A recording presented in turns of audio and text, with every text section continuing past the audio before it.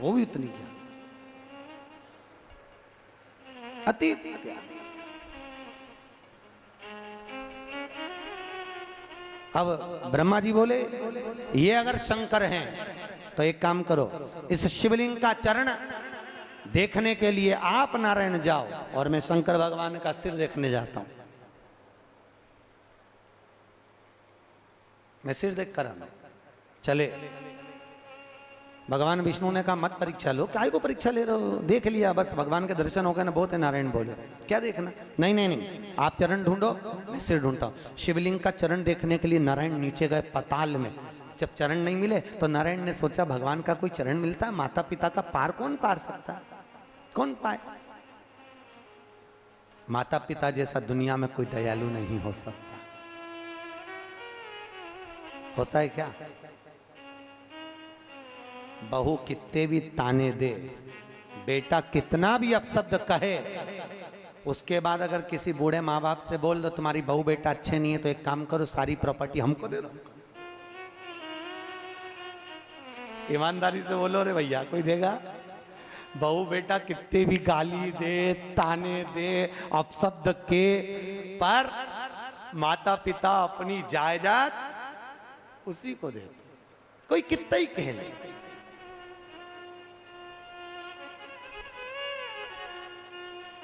हम कई लोगों के जब कथा में जाते हैं तो हम देखते हैं, हम पूछते हैं भैया तुम्हारे बेटे कहाँ है, तो कहे गुरुजी वो पूना में सर्विस कर रहा है, और बेटी तो कहे गुरुजी वो विदेश में सर्विस कर रही है। अच्छा, और तुम?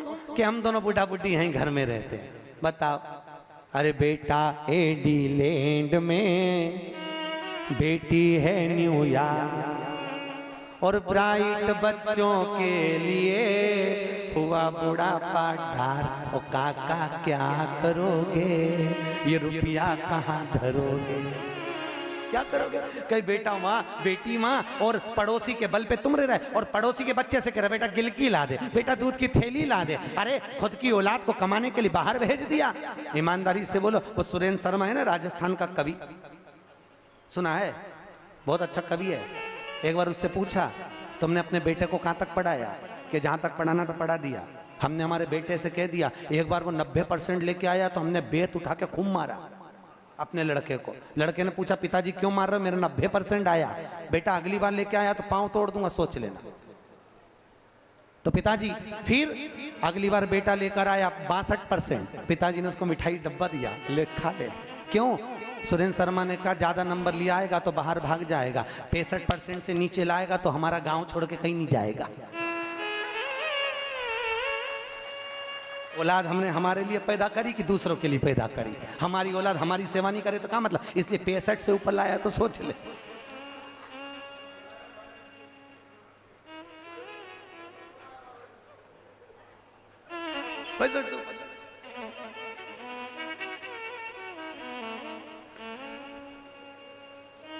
ज्यादा ना लइए।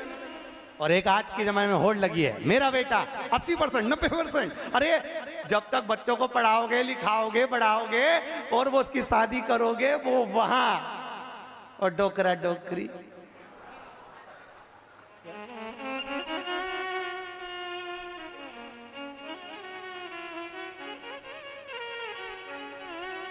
अब वो उसका मुंडा देखे, वो उसका मुंडा देखे, ले दूध की थैली लिया,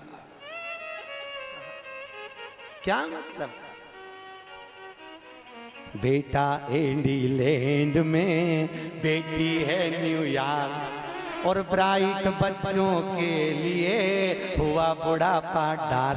ओ काका क्या करोगे, ये रुपया कहाँ धरोगे, क्या करोगे इस धन का, इस संपदा का? बच्चों को पढ़ाया लिखाया, बाहर चले गए, उन्होंने अपनी जिंदगी जी, तुम्हारी सेवा करने के लिए तुम पड़ोसी के बच्चों को, काका के लड़कों को, देवर देवरानी के बच्चों को कहते हो मेरा ये काम कर दे, वो काम कर दे, और जायदाद किसको देते हो? वही जो कभी नहीं आया पूछ रहे, जो पत्नी को लेकर खुश रह रहा है, जायदाद उसकी। मकान में रोज पोछा लगवा रहा है, झाड़ू लगवा रहा है, पूरी सफाई करवा रहा है, किसको दोगे? पड़ोसी के बच्चे को दे दोगे क्या? नहीं दोगे। किसको? अपनी औलाद। क्यों? या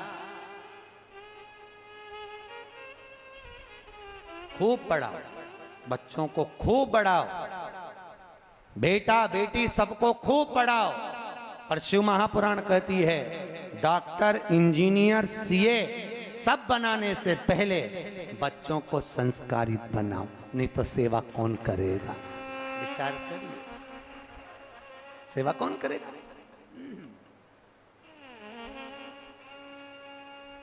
मंदिर तो इतने बन गए, इतने बन गए, इतने बन गए, केवल पंडित जी घंटी बजाएं, पहले आरती उतार ले, उसके बाद घड़ियाल पीट ले, घंटी। मंदिर इतने बन गए कि मंदिर में कोई दर्शन करने वाला नहीं है। हमारा निवेदन है मंदिर बनाने से पहले बच्चों को संस्कारित बनाओ, नहीं तो मंदिर में जाने वाला कौन मिलेगा? बताओ क्या करोगे बना के? संस्कार हो। हम कई बार, महाराज अग्रवाल जी, हम कई बार कहते हैं लोगों से, हाँ ये बच्चियां जब निकलती हैं तो आजकल की बच्चियां मुंह पे पूरा कपड़ा बांध के, आंख दिखे, बाकी का हाथ भी कपड़े से ढका, पूरा मुंह कपड़े से ढका। मुझे समझ में नहीं आती, जो बच्चियां जब कुंवारी रहती हैं तो मुंह को पूरा ढक के चलती है, शादी के बाद इन्हें क्या हो जाता है जो घूंघट रखने में इनके पसीने छूट जाते हैं? मुझे आज तक समझ में नहीं आया। फिर सास कह रही सिर पे पल्लू रख ले, तो पल्लू नहीं रखे, और सास जना सा बोल दे कि सिर पे पल्लू रखो, मर्यादा नहीं रखे। बूढ़ी बूढ़ी माँ रख ले, पर आज की बेटियां नहीं रखे। और वही बेटियां जब कुंवारी रहती है तो पूरा मुंह बांध के, पट्टा पट्टी बांध के, ने केवल आंख दिखे, किसी पर कहीं नहीं दिखे। फिर इनको हो क्या जाता शादी के बाद कि ये सिर पे पल्लू नहीं रखते? या कहाँ ये बूढ़ी बूढ़ी माताएं कई बैठी हुई है, कई कई यहाँ बैठी, सबके सिर पे पल्लू है। इनको मालूम है ये पल्लू नहीं, हमारे घर की, हमारे पितरों की, हमारे पूर्वजों का आशीर्वाद हमारे सिर पर है, पल्लू के रूप में ये विराजमान है। पल्लू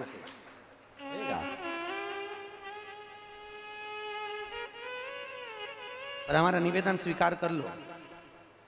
बहुओं से मत कहो कि तू पांव पड़ के झुक, कुछ मत करो। पहले दरवाजे बहुत छोटे होते थे तो अच्छे अच्छे परिवार की बहुएं भी झुक के चलना सीख जाती थी। आज के जमाने में दरवाजे ऊंचे हो गए तो बहुएं भी। इसलिए निवेदन है, जब जाओ लकड़ी वाले के यहाँ से एक एक पटिया खरीद के ले जाओ, ठोक दो, 2-4 बार माथा भड़केगी, अब झुक के चलना सीखेगी। झुकाने के लिए बोलने की जरूरत नहीं है, झुकाने के लिए कर्म करने की जरूरत।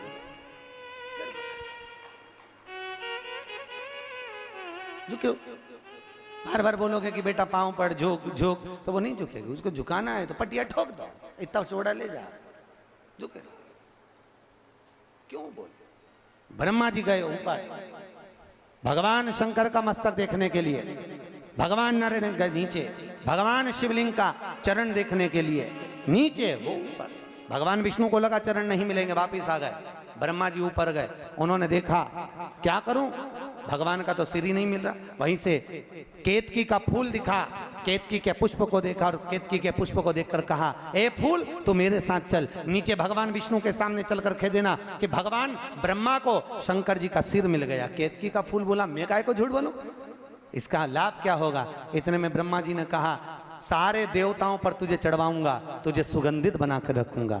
केतकी का फूल बोला, मेरे बात कौन मानेगा? सामने से गाय निकल कर जा रही थी, गौ माता को रोक लिया, हे गौ माता रुको, तुम नीचे चलो मेरे साथ में। ब्रह्मा जी बोले, नारायण के सामने जाकर कहना कि भगवान ब्रह्मा को शिव जी का मस्तक मिल गया। गाय बोली, मैं गाय को झूठ बोलूं?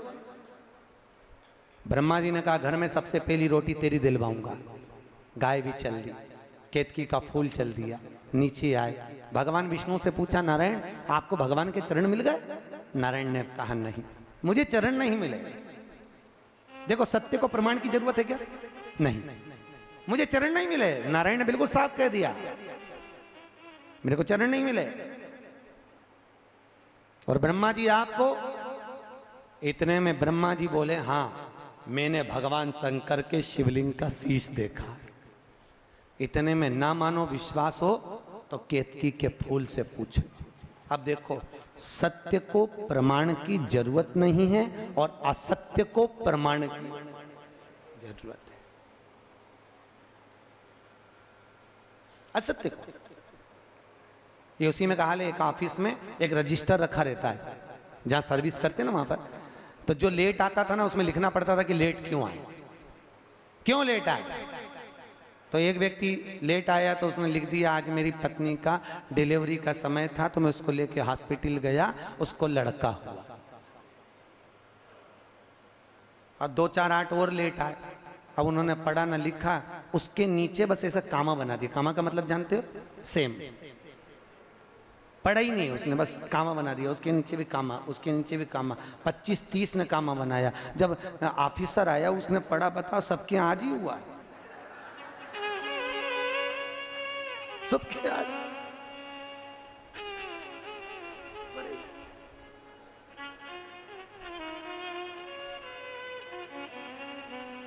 ऑफिसर के चक्कर आ गया बेचारा के।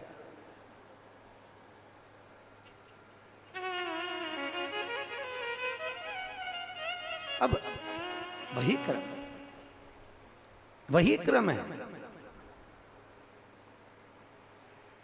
केतकी का फूल बोला, ब्रह्मा जी को सिर मिल गया, शीश मिला। असत्य को जरूरत है प्रमाण की। जैसे ही बोले ब्रह्मा जी को सिर मिला, केतकी के पुष्प ने बोला शंकर जी के शिवलिंग में से आकाशवाणी हो गई। भगवान शंकर के शिवलिंग में से आवाज आई, ये केतकी का फूल झूठ बोल रहा है, ये केतकी के पुष्प, तूने मेरे सम्मुख में शंकर के सम्मुख में झूठ बोला। जा, सारे देवताओं पर तू चढ़ेगा, पर शंकर पर अगर भूले से भी चढ़ गया, हजारों गौ हत्या के बराबर दोष लग जाएगा तेरे चढ़ने का। आज भी हिंदू धर्म में रीति है, शंकर को सारे पुष्प आते हैं पर केतकी का पुष्प नहीं आता। केतकी का फूल चढ़ जाए तो गौ हत्या के बराबर दोष लग जाता। केतकी का फूल नहीं चढ़ता। शिव को तो झूठ बोला है, असत्य बोला है।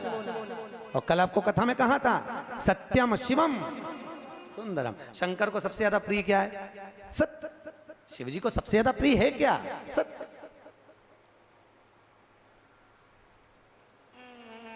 और दुनिया के लोग सत्य कब बोलते हैं? राम नाम सत्य। हम तो कई लोगों से कहते हैं, कथा में कहते हैं, ये राम नाम सत्य जो है ये मरने के बाद मत बोलो। हमारा तो निवेदन है, किसी के दिवाली मिलने जाओ तो हैप्पी दिवाली मत कहो, डायरेक्ट जाके कहो काका जी राम नाम सत्य। काका जी तो नीचे कुर्सी से, काका जी क्यों कहो?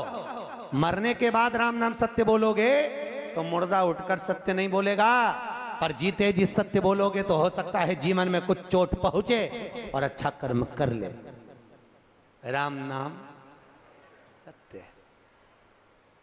पर करे क्या? एक छोटा सा बच्चा दिवाली के दिन चिल्ला रहा था, राम नाम सत्य, राम नाम सत्य। मम्मी ने मोगरी उठा के धो दिया। क्या है ये? सुबह से राम नाम सत्य, राम नाम सत्य बोल रहा है। बच्चे को सिखा दो राम नाम सत्य। सत्य है वो सत्य रहेगा, वह सत्य नहीं हो सकता। क्यों झूठ? शिव पुराण कहती है, राम मंदिर में, कृष्ण मंदिर में, देवी मंदिर में कहीं पर भी झूठ बोलोगे चल जाएगा, पर शंकर की कथा में, शंकर के मंदिर में और शंकर के स्थान पर, शिव के ओटले पर बैठकर अगर एक झूठ भी बोल लिया तो जीवन नरक जैसा निकल जाएगा। नरक, नरक जैसा।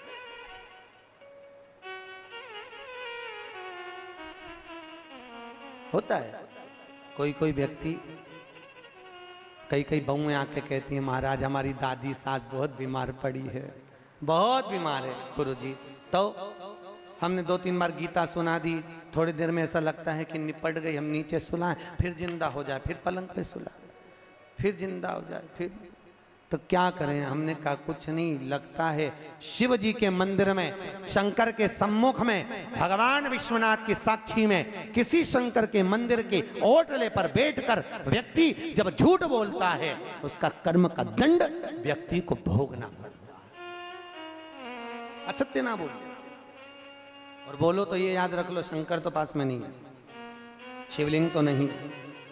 पहले के जमाने में अदालत नहीं होती थी, पंचायत नहीं होती थी, पहले के जमाने में लोग शिव जी के मंदिर में ले जाते थे, गंगा जली उड़वाते थे, बोल उठाकर गंगा जली, कि तूने ऐसा नहीं करा। गंगा जली का मतलब क्या है? गंगा जल भरा है शंकर की जटा में, गंगा जली का मतलब है कि शिव को हाथ में ले लिया। अगर शंकर के सामने झूठ बोल दिया तो मरते मरते जीवन नरक जैसा निकल, नरक जैसा।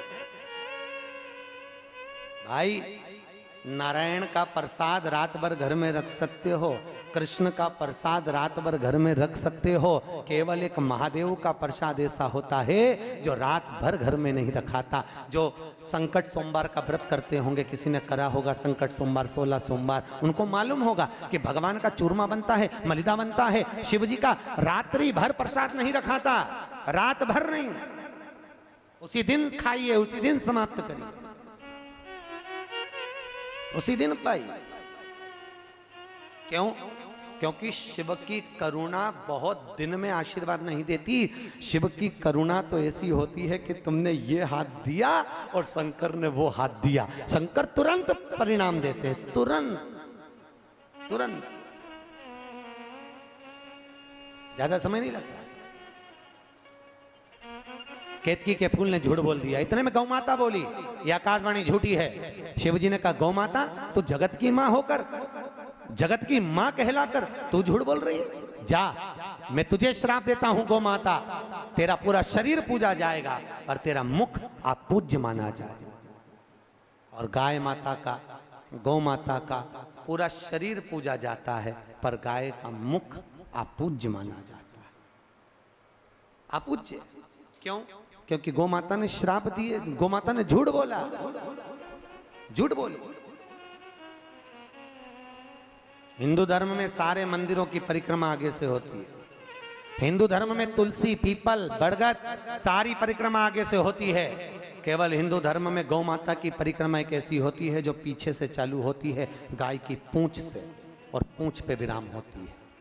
हिंदू धर्म में सारे दान आगे से, कन्यादान, अन्नदान, वस्त्रदान, स्वर्णदान, सारे दान आगे से।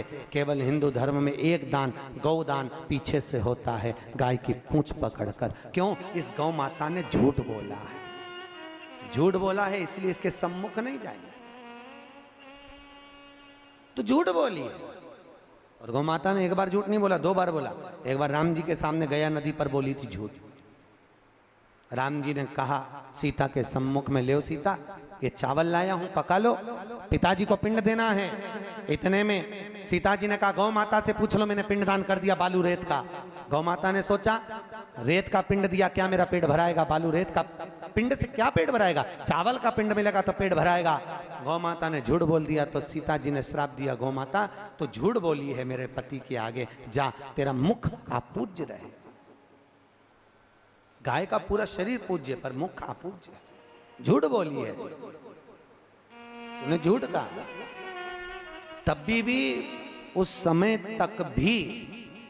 तक भी ब्रह्मा जी बोलते रहे आकाशवाणी झूठी। और जैसे ही अब ब्रह्मा जी ने कहा आकाशवाणी झूठी है, इतने में शंकर भगवान ने कहा ब्रह्मदेव मान जाओ, तुम अभी पहचाने नहीं हो मुझको। लोग पृथ्वी पर भगवान विष्णु की मूर्ति की पूजन करेंगे, ब्रह्मा जी की पूजन कर लेंगे, इंद्र की पूजन कर लेंगे, पर शंकर का कोई मूर्त पूजन नहीं। शंकर का तो केवल एक शिवलिंग ही मूर्त के बराबर होगा। उस मूर्ति में सारा ज्योतिर्लिंग, 12 ज्योतिर्लिंग एक लिंग में ही समाहित होगा, एक ही। कहां ढूंढे?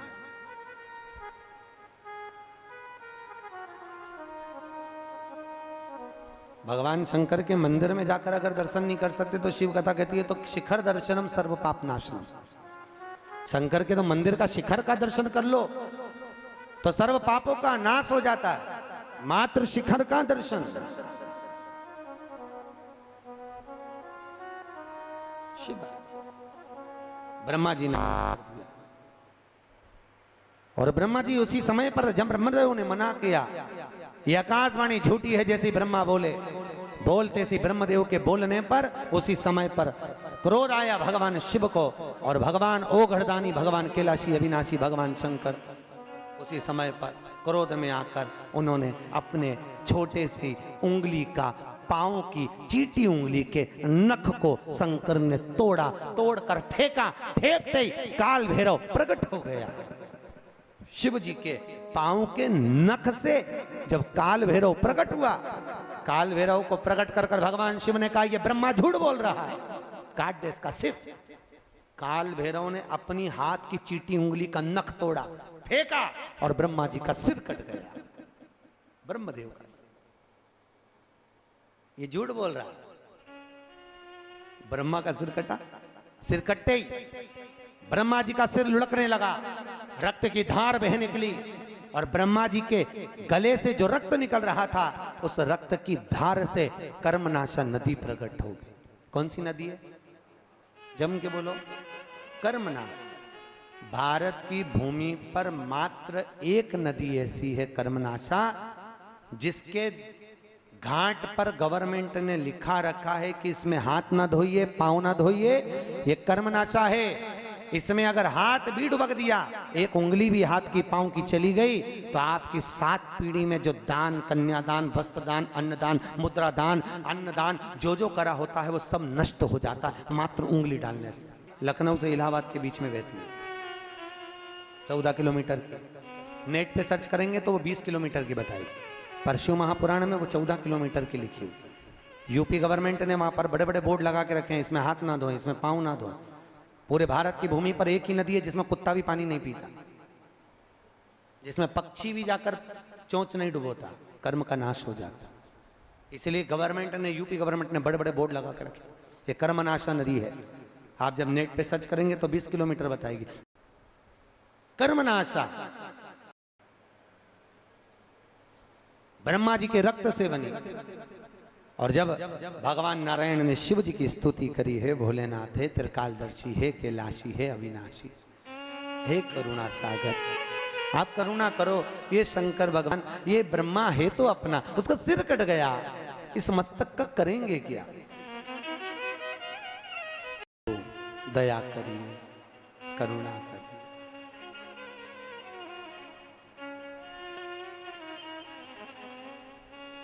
भगवान भोलेनाथ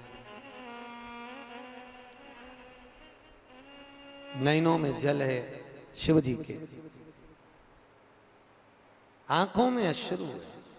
आज भगवान विष्णु क्योंकि हाथ जोड़कर खड़े हैं, किसके लिए? अरे बोलो, ब्रह्मा के लिए। जब अपने से कोई लेवल का, संग का स्नेही हाथ जोड़े तो वो अच्छा नहीं लगता, नहीं चले। इसलिए दिगंबरा दिगंबरा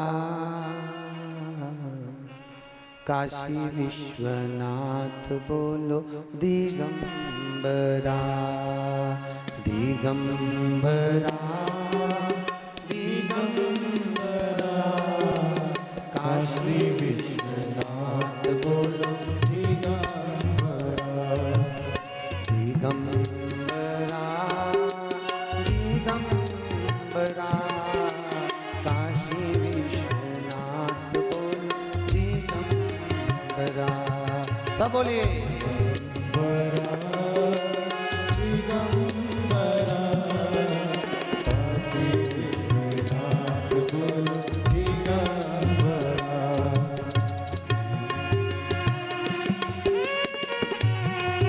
भगवान नारायण स्तुति कर रहे हैं शिव की।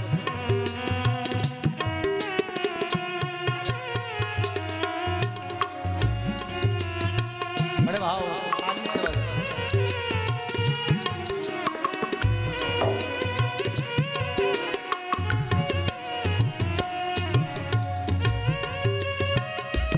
जय शिव।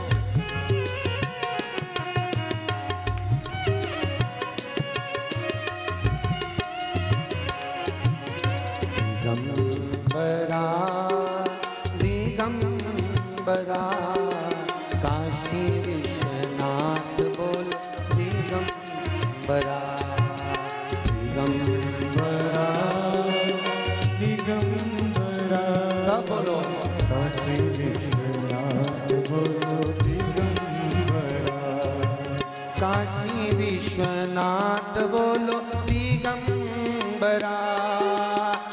काशी विश्वनाथ बोलो दिगंबरा। ओ काशी विश्वनाथ बोलो दिगंबरा। ओ काशी विश्वनाथ बोलो दिगंबरा। ओ काशी विश्वनाथ बोलो दिगंबरा। ओ काशी विश्वनाथ बोलो दिगंबरा। दिगंबरा हो दिगंबरा। काशी विश्वनाथ बोलो दिगंबरा। दिगंबरा दिगंबरा। काशी विश्वनाथ बोलो दिगंबरा।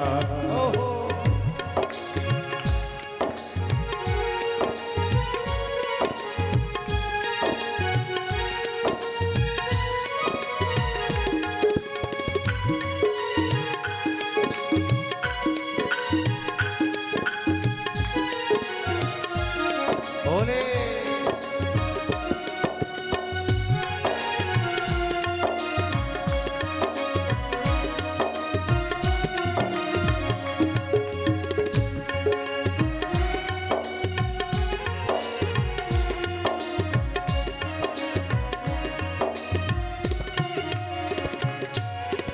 उज्जैनी महाकाल बोलो दिगंबरा।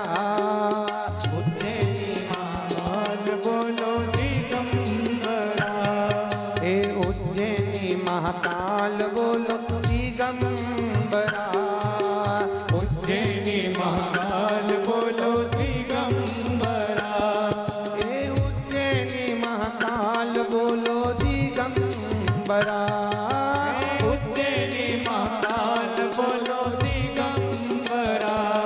ओ दिगंबरा दिगंबरा। काशी विश्वनाथ बोलो दिगंबरा। ओ दिगंबरा दिगंबरा। काशी विश्वनाथ बोलो दिगंबरा। ओ दिगंबरा दिगंबरा। काशी विश्वनाथ बोलो दिगंबरा। दिगंबरा दिगंबरा। बड़े भाव से काशी विश्वनाथ बोलो दिगंबरा।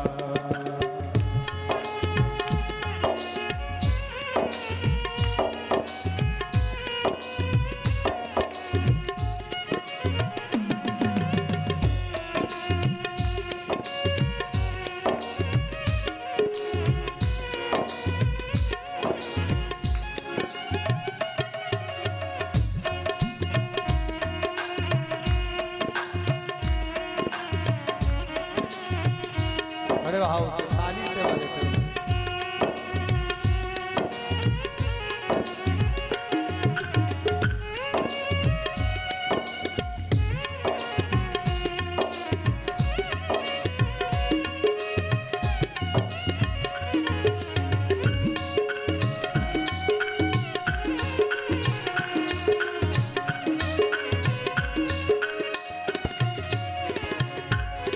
ओंकार नाथ बोलो दिगंबरा। ओमकार नाथ बोलो दिगंबरा। ओ श्रीशैलनाथ बोलो दिगंबरा। श्रीशैलनाथ बोलो दिगंबरा। ओ भीमा शंकर दिगंबरा। भीमा शंकर दिगंबरा। ओ भीमा शंकर दिगंबरा। भीमा शंकर दिगंबरा। ओ दिगंबरा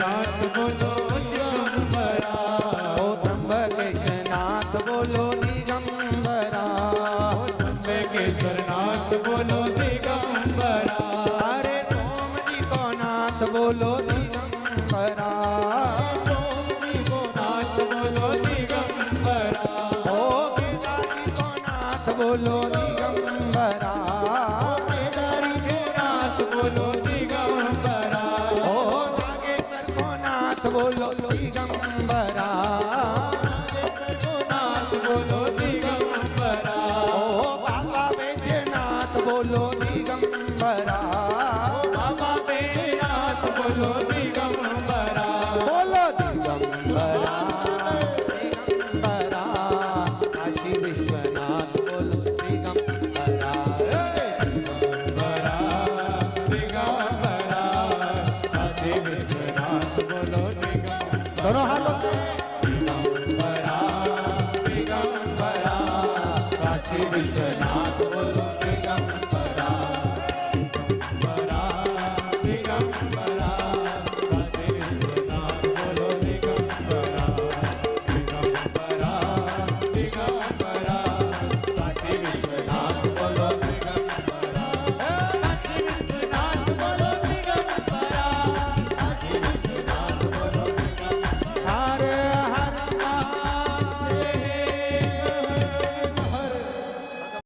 स्तुति जब नारायण करे तब भगवान शंकर ने कृपा करी, ब्रह्मा जी के मस्तक को बट वृक्ष बना दिया। कौन सा पेड़? जम के बोलो। बड़का पेड़। आंवले का वृक्ष किसका प्रतीक है? लक्ष्मी का। बेलपत्री का वृक्ष किसका प्रतीक है? पार्वती का। नीम का वृक्ष किसका प्रतीक है? जगदम्बा का। किसका प्रतीक है? जगदम्बा।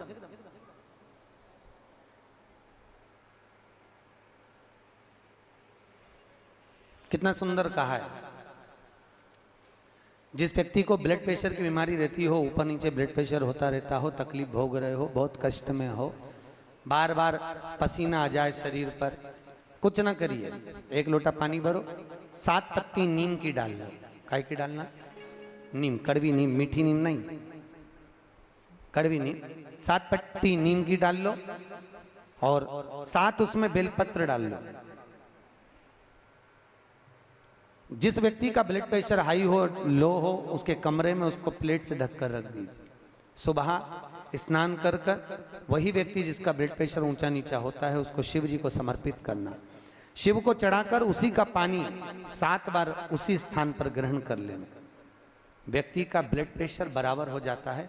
मात्र लगभग अगर सोमवार कर रहे हो तो 11 सोमवार करो, प्रतिदिन नियम से कर रहे हो तो 15 दिन कर लो, उसमें बराबर।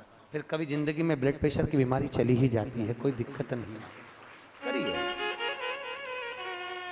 जैसे घुटने का रोग वाला व्यक्ति, ये जितनी माताएं ऊपर बैठी हैं इनको घुटने में तकलीफ होगी इसलिए बैठी हैं।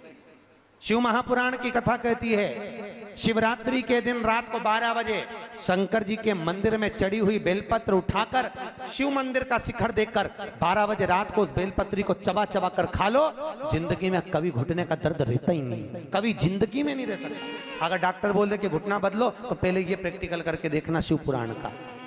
डॉक्टर बोले कि ये दवाई खाओ, वो दवाई खाओ, पहले ये दवाई खाकर देखो शिव पुराण। प्रैक्टिकल जरूर करो। और हम तो कहते हैं प्रैक्टिकल भी अगर काम नहीं चलता। एक महाराज प्रवचन दे रहे थे, प्रवचन में कह रहे थे, भैया शराब नहीं पीना चाहिए, गंदा नाली का पानी है, गटर में पड़ा हुआ पानी है, मत पियो, पी पी के बर्बाद हो जाओगे। उसी में महाराज का पहचान वाला बेटा था, उठ के खड़ा हो गया, ओ महाराज तो इतनी बड़ी बड़ी बात कह रहा, तेरा सग्गा भाई पी के तो गटर में पड़ा है, नाली में पड़ा है, और तू हमें ज्ञान दे रहा है। महाराज जी को क्रोध नहीं आया। महाराज जी ने कहा, भैया देख, मैं भी प्रवचन दे रहा हूँ, मेरा भाई भी प्रवचन दे रहा है, बस अंतर इतना है मैं मुंह से समझा रहा हूँ, मेरा भाई प्रैक्टिकल करके दिखा रहा है। मन तेरा, तू कैसे समझेगा? या तो मुख से समझ जा या प्रैक्टिकल देख के समझ जा। तो आपसे निवेदन है, प्रैक्टिकल जरूर करो, प्रैक्टिकल करे भी करना है जरूर करो। ये भान होना चाहिए, कहीं हो सके सीहोर वाला महाराज झूठ तो नहीं बोल रहा। इसलिए शिवरात्रि के दिन, मुख्य शिवरात्रि के दिन रात को 12 बजे शंकर पे चढ़ी हुई बेलपत्र जिस शंकर के मंदिर की उठाओगे उसी शंकर मंदिर का शिखर देखकर चबा चबा कर खाइए। कभी जिंदगी में घुटने का रोग नहीं हो सकता, जिंदगी भर। पर इसका मतलब नहीं कि तुम्हारे घुटने चालू हो जाए तो तुम शॉपिंग मॉल में ही बैठी रहो। ईमानदारी की बात है, आज के जमाने में संतों ने रिसर्च करा है। क्या रिसर्च करा कि जितनी जितनी बूढ़ी बूढ़ी सासें हैं वो तो सब नरक जा रही हैं और बहुएं बेकुंठ जा रही हैं। तो सासों ने सोचा कि भाई हम नरक काय को जा रहे हैं, बहुएं काय को बेकुंठ, बहू तो घर में रहती है और हम तो इतनी कथा भागवत में जाए, हम तो इतनी कथा सुनते हैं, बूढ़ी बूढ़ी माताएं कहती हैं तो हमें बेकुंठ जाना चाहिए, तो बहू क्यों बेकुंठ जा रही है, हम नरक काय को जाए। तो संतों ने रिसर्च करा कि जितनी बूढ़ी बूढ़ी माताएं कथा में जाती हैं इन सबको घर की याद बनी रहती है। मैं फ्रिज में दूध रखी आई, ना जाने क्या कर रही होगी, क्या पता क्या मालूम क्या कर रही होगी, छोरा आया होगा, रोटी बनाई होगी कि नहीं बनाई होगी। और जितनी घर में बहुएं रहती हैं वो उनसे कोई भी पूछता है कि मम्मी कहाँ गई, अरे सालासर भवन में शिव महापुराण की कथा चल रही है, अग्रवाल जी करा रहे हैं। अच्छा आज कथा का दूसरा दिन है, सीहोर वाला महाराज आया, उसे कथा ही कथा की बात बहू कर रही और बूढ़ी बूढ़ी अम्मा यहाँ बैठ के दूध और चाय को याद कर रहे। इसलिए भगवान ने कहा तू नरक वो स्वर्ग जा। इसलिए निवेदन है आपसे, मन चित्त वृत्ति बुद्धि सब शिव में लगा कर बैठो। हर हर, अरे हाथ तो उठाओ, दीन बंधु दयालु। अगर तुम हाथ नहीं उठाओगे अगर वो उठा लिया तो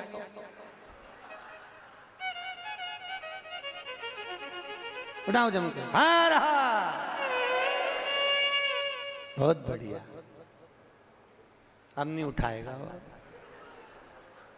वो तो हाजिरी भरता है। पहले के जमाने में आप लोगों को तो मालूम होगा, हम तो छोटे थे जब हाजिरी भरते थे, नाम आता था ना, जैसे आप लोग नाम, टीचर नाम बोलते कर लो, यस सर, बस उसी तरह शिव पुराण में हाजिरी भरते रहो।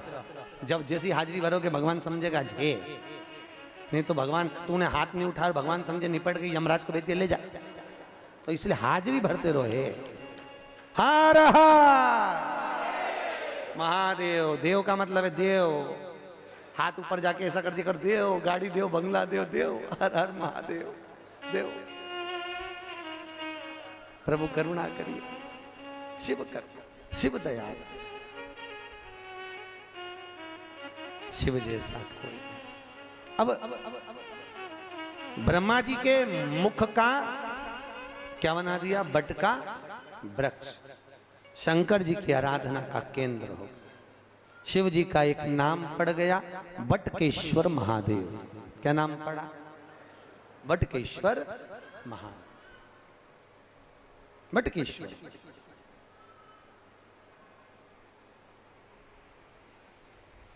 बटकेश्वर महादेव, शास्त्र कहता है जिस व्यक्ति को जीवन में कोई चर्म रोग हो गया हो, चमड़ी का कोई रोग हो गया हो, गाय की गोबरी, गोबरी जानते हो, अलोनी गोबरी, अलोनी गोबरी का मतलब एक कंडा अलग बात है, उसको थाप थाप के बनाते हैं गोबरी को। एक होती है गाय ने पोटा करा, पोटा करा वो सूख गया, ऐसे किसी सूखा सुखाया पोटा लेकर आओ, उसको कंडे को जलाओ, जलाकर उसकी राख तैयार करो, राख को सफेद रुमाल में रखकर सोमवार के दिन बिना किसी से बोले शंकर जी के मंदिर में जाकर उस राख को, उस भस्मी को शिव को समर्पित करो। चढ़ाने के बाद उस भस्मी को वापिस उतार लो, उतार कर जब हम स्नान करें 5 दिन लगातार उस भस्मी को पानी में डालकर स्नान करना चालू कर दो, चर्म का सारा रोग समाप्त हो जाता है, डॉक्टर की जरूरत ही नहीं पड़ती। चर्म रोग से भस्मी। यहाँ कई माताएं जो लिंगायत संप्रदाय से हैं वो सिर पे भस्म धारण करती हैं, बस कई पुरुष लोग भस्म धारण करते। फिर वही बात आ गई, अकाल मृत्यु वो मरे जो काम करे चंडाल का, काल उसका क्या बिगाड़े जो भक्त हो महाकाल का। शिव रोग से मुक्त आरोग्यता देते हैं, मेरे भगवान शंकर आरोग्यता प्रदान कर, रोग से मुक्ति। त्र्यंबकम यजामहे सुगंधिम पुष्टिवर्धनम। भगवान रोग से मुक्त कर। समय आया, आगे जो वर्णन आया भगवान शंकर के नयन अश्रु से रुद्राक्ष का वृक्ष उत्पन्न हुआ। क्या उत्पन्न हुआ? रुद्राक्ष। और रुद्राक्ष का वृक्ष भगवान शिव के नयन अश्रु से प्रकट होता है। एक मुखी से लेकर 14 मुखी तक रुद्राक्ष होता है। गले में पहनते हैं, आप लोग धारण करते होंगे। कई लोग तुलसी की माला पहनते हैं, कई लोग रुद्राक्ष की माला पहनते हैं। ध्यान दीजिए, ये तुलसी और रुद्राक्ष क्यों पहना जाता है? जैसे घर में जो मंदिर बनाया जाता है, घर के अंदर उसमें शिखर नहीं होना चाहिए। जिसके घर के मंदिर में शिखर होता है उसके घर में कभी जिंदगी में शांति नहीं रह सकती। इसलिए घर के मंदिर में शिखर का मूलता नहीं रहती। ये उसी तरह है जैसे गरुण घंटी। गरुण घंटी देखिए आपने, वो बजाते हो गरुण जी महाराज की घंटी। ये घंटी का नाद कहाँ कहाँ करना चाहिए? गरुण घंटी का नाद किया जाता है सबसे पहले भगवान के सम्मुख में, ठीक है। दूसरी जगह गरुण घंटी का नाद करना चाहिए फिर अपने रसोई घर में जहां पर परिंदा भरा है उस स्थान पर, पितरों की शांति के। तीसरी जगह जहां पर अपना लक्ष्मी रखते हो, अलमारी तिजोरी उसके पास में। चौथा घंटी का नाद करना चाहिए दरवाजे के पास में, दरवाजे के अंदर के भाग में। फिर पांचवा, गरुण घंटी को घर के बाहर, घर से दरवाजा लांग कर बाहर खड़े होकर घंटी का नाद किया जाता है। कहते हैं जो ये 5 जगह पर घंटी का नाद करता है उसके घर में कभी संपदा की कमी नहीं होती। इतना गरुण घंटी के नाद की महत्वता है। और दुनिया के लोग इतने आलसी हैं, बस भगवान की आरती करे तब घंटी बजाए, उसके सिवा धर दे होते। उसको मालूम ही नहीं कि घंटी कितनी जगह बजाना चाहिए, घंटी का नाद क्यों करा जाता है। गरुड़ घंटी जैसे घर में रखा हुआ शंख अगर खाली है तो हमारे घर में रखा हुआ शंख अगर खाली रहेगा तो लक्ष्मी आएगी और जाएगी, लक्ष्मी टिकेगी नहीं। इसलिए घर में जिसके घर में छोटा सा भी शंख हो तो उसमें कटोरी में रखकर या कोई स्थान पर कलश पे रखकर उसमें पानी भरना चाहिए। अगर शंख में पानी नहीं है तो घर में लक्ष्मी नहीं। शंख कभी खाली नहीं।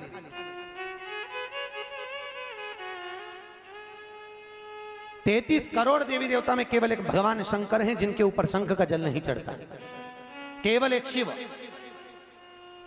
शंकर के ऊपर शंख का जल नहीं चढ़ता, क्योंकि शंकाचूर राक्षस को भगवान शिव ने मारा था और शंकाचूर राक्षस की हड्डी से शंख जाति का निर्माण हुआ था।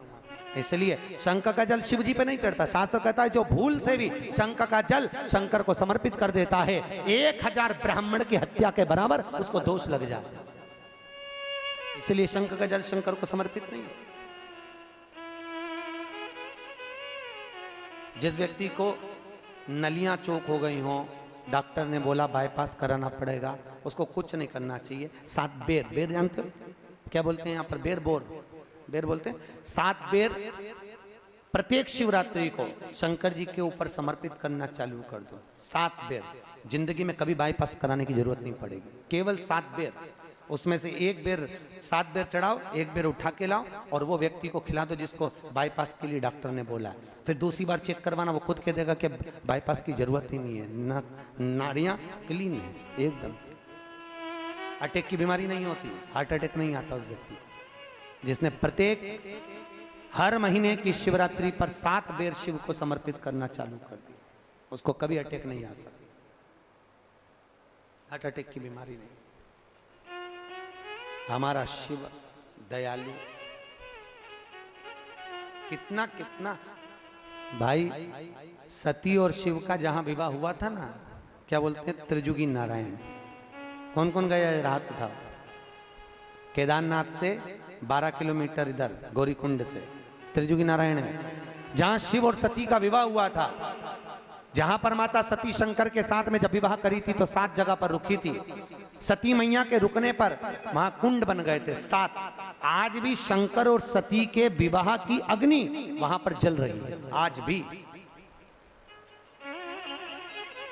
विवाह की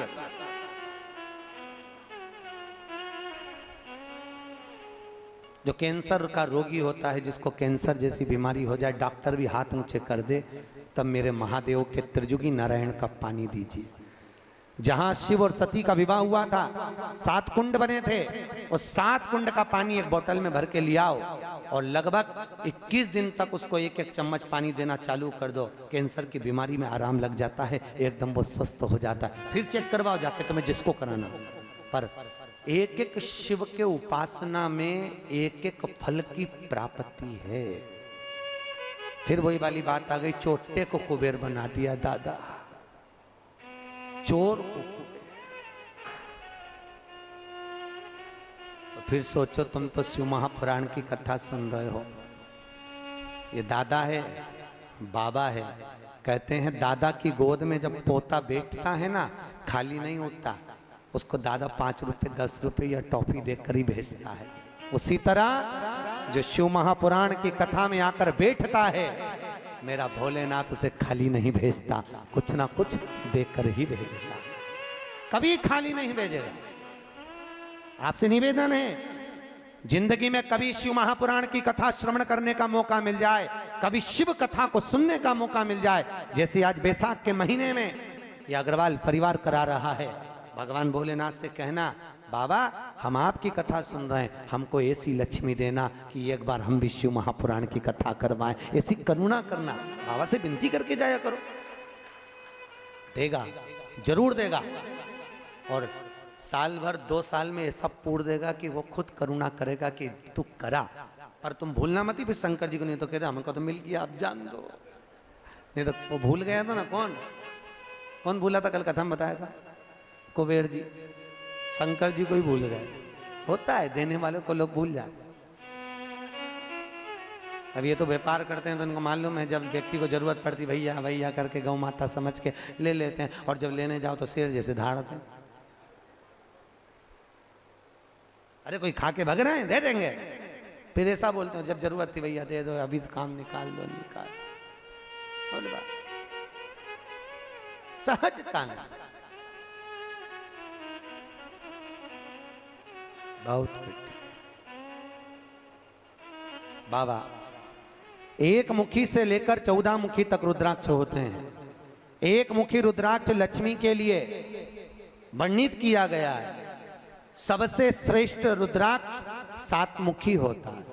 कौन से नंबर का? 7 मुखी रुद्राक्ष। अगर व्यक्ति एक ठेला चलाने वाला, हाथ गाड़ी चलाने वाला 7 मुखी रुद्राक्ष को सिद्ध कर कर अगर पहन ले, जिंदगी में कभी संपदा की कमी नहीं आ सकती। कभी जिंदगी में 7 मुखी रुद्राक्ष पहनने वाले को कष्ट नहीं। 3 मुखी रुद्राक्ष बच्चों की विद्या के लिए होता है। 11 मुखी रुद्राक्ष ब्लड प्रेशर के लिए होता है। 11 मुखी।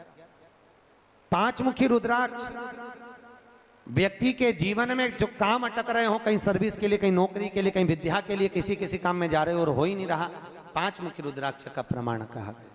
कितने मुखी? 5। 5 मुखी। जैसे सूर्य को अर्घ देने के लिए जब नारी अगर पुरुष वर्ग सूर्य को अर्घ दे और उसका काम अटक रहा हो, तो लक्ष्मी लेने के लिए तो आपको बताया था कि मिर्ची के दाने उसमें डालना है। पर अगर कोई काम अटक रहा है, उसके लिए कंकु डालकर सूर्य को अर्घ देना चाहिए। और अगर बच्चा पढ़ाई के लिए जा रहा हो, परीक्षा में पास होना है, सीए की पढ़ाई बैठ रहा हो या इंजीनियर की पढ़ाई कर रहा हो या कोई सेमेस्टर निकालना हो, नहीं निकल रहा, तो 21 दाने पीले चंदन के करके उसको पानी के कलश में डालकर सूर्य को अर्घ दिलाकर बच्चे को परीक्षा देने भेज दो। जिंदगी में फेल नहीं हो सकता, पास होकर ही आएगा, अच्छे नंबर से होगा। तो अक्षत डालकर भेजा, अक्षत डाल, सूर्य का अर्घ भी मूलता। आज भगवान शिव की कथा करें, ये 14 मुखी रुद्राक्ष संपदा प्रदान करने वाला है। पर जितने छोटे से छोटा रुद्राक्ष होता है उतना सुख संपदा प्रदान करता है। जितना छोटा होगा उतना सुख देगा। क्यों पहनते रुद्राक्ष? क्यों पहनते तुलसी? कहा शिव महापुराण कहती है। रोज गंगा नहाने जा सकते हो क्या? अरे बोलो तो नर्मदा नहाने नहीं, यमुना नहाने नहीं, सरयू नहाने नहीं। प्रतिदिन व्यक्ति ग्रस्त में रहने वाला मनुष्य प्रतिदिन गंगा यमुना नहाने नहीं जा सकता। तो बाबा भोलेनाथ की कथा वेद व्यास जी ने कहा, जो वैष्णव जीव गले में तुलसी पहनेगा और जो शिव का भगत गले में रुद्राक्ष पहनेगा, जब स्नान करेगा उस रुद्राक्ष का पानी, तुलसी का पानी उसके शरीर से लगता हुआ जाएगा तो गंगा यमुना सरयू सरस्वती सबके स्नान का फल उसको तुरंत मिल जाएगा, तुरंत प्राप्त। रुद्राक्ष बहनी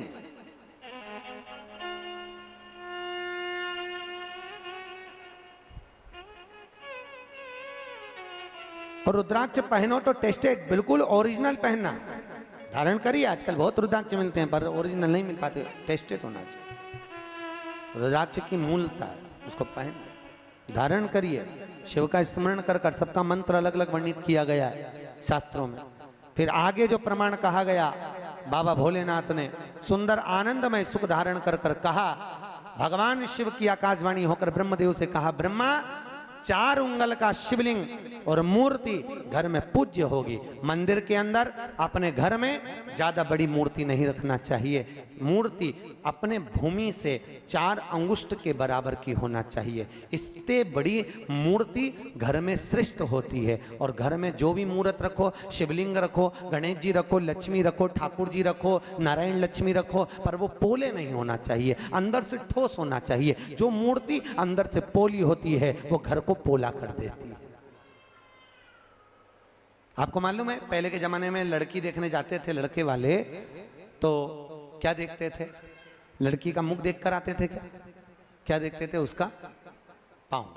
अरे जम के तो बोलो, क्या देखते थे? उसका पैर देखते थे, पांव, पांव देखते थे। क्या करते थे? लड़की से कहते जा बेटा पांव को गीला करके आ। लड़की पांव को गीला करके आती थी, उसको चला कर देखते थे। जिसका पांव गीला करने के बाद पत्थर पर जम जाए, समझ लो घर को जमा ले। पांव पोला निकल गया, समझ लो घर को। पहले मुख नहीं देखते थे, पहले पांव।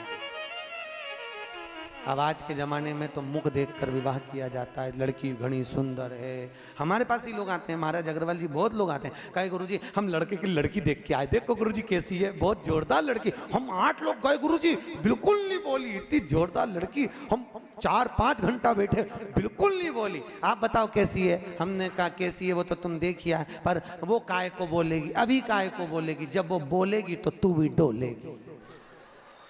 बोलेगी बोलेगी काहे बोलेगा?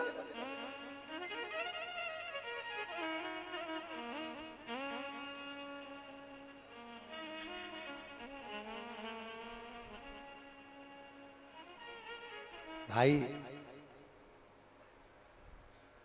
हम तो कहते हैं जितना समय मिले, जितना समय मिले उस समय में भगवान शिव की आराधना की लीनता रहे, शिव की करुणा की लीनता रहे, भगवान शंकर की आराधना की लीनता रहे। जपो, जपते रहो और जपाओ। ओम नमः शिवाय, ओम नमः शिवाय। जपो। समय आया, भगवान शंकर के नयन अश्रु से रुद्राक्ष का पौधा हुआ। घर के अंदर रुद्राक्ष का पेड़ नहीं लगाना चाहिए, याद रखिए। काय का वृक्ष? रुद्राक्ष। और माता पार्वती के नयन अश्रु से बेलपत्री का वृक्ष उत्पन्न हुआ। काय का हुआ है? बेल का वृक्ष, बेलपत्री। जो व्यक्ति बहुत ज्यादा गरीब हो, बहुत कंगाल हो, लक्ष्मी नहीं आ रही हो, बहुत तकलीफ में हो, कर्जा बहुत ज्यादा हो, उसको कुछ नहीं करना। सोमवार की सोमवार शाम के समय बेलपत्री के पेड़ के नीचे थोड़ी सी शक्कर या गुड़ डालकर एक दिया रखकर घी की बत्ती लगाकर जलाकर आ जाओ, अपने आप कर्जा चूकना चालू हो जाता है, कर्जा नहीं रहता। क्यों?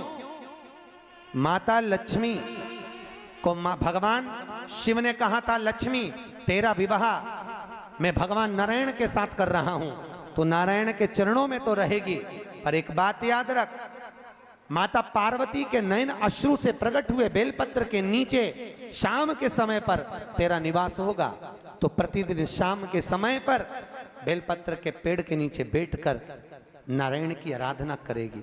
जो तेरे नाम का दिया बेलपत्र के पेड़ के नीचे लगाएगा, उसका घर संपदा से भर जाएगा। आज भी कहते हैं दीपावली के दिन रात्रि के 8 बजे से 9 बजे के बीच में पीपल के पेड़ के नीचे जो घी का दिया और सरसों के तेल का दिया लगाता है, उसके यहाँ संपदा की कमी नहीं आती। उसी तरह बेलपत्री के पेड़ के नीचे सोमवार की सोमवार शाम के समय दिया लगाने पर हमारे घर में कितना भी कर्जा हो सब चुक जाए। कर्जा चुकता है। भगवान शिव की आराधना। किसी पुराण के अंतर्गत 18 पुराण 6 शास्त्र में कहीं पर ऐसे टोटके नहीं लिखे हैं, पर शिव महापुराण में शंकर जी की कथा में वेदव्यास जी ने सारे टोटके लिख दिए, सब कुछ लिखा। क्यों लिखा? बाबा भोलेनाथ जी की कथा में वेदव्यास जी ने कहा शंकर भगवान मृत्यु लोक का देवता है और पृथ्वी का देव, घर की जो माँ होती है, घर का जो पिता होता है, वो अपने बच्चों को दुखी नहीं देख सकता। देखता है क्या? उसका मुंह उतरा दिखेगा तो बाप भी कह देगा ले मेरे पास से ले जा, थोड़ा बहुत जा कर ले काम, काय को मुंह उतार के बैठा, ले जा। उसी तरह भोलेनाथ मृत्यु लोक का देव महादेव है। भगवान शिव की कथा में वेदव्यास जी ने कहा कि शंकर की कथा में ये सारे उपाय इसलिए लिखे कि मनुष्य को दुख ना हो, कष्ट ना, तकलीफ ना, इसीलिए वो कहे ना कि भोले प्रेम की बजा दो बंसी रे, कहीं बेर ना रहे, नफरत ना रहे। भोले प्रेम की बजा दो बंसी रे, कहीं बेर न रहे, नफरत न रहे। ओ भोले प्रेम की बजा दो बंसी रे, कहीं बेर ना रहे, नफरत ना रहे। भोले प्रेम की बजा दो बंसी रे, कहीं बेर न रहे, नफरत न रहे। दोनों हाथों से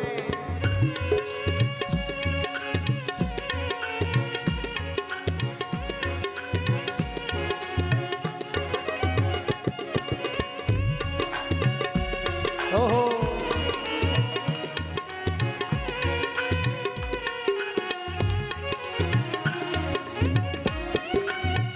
ताली सेवा देते हो जो हो।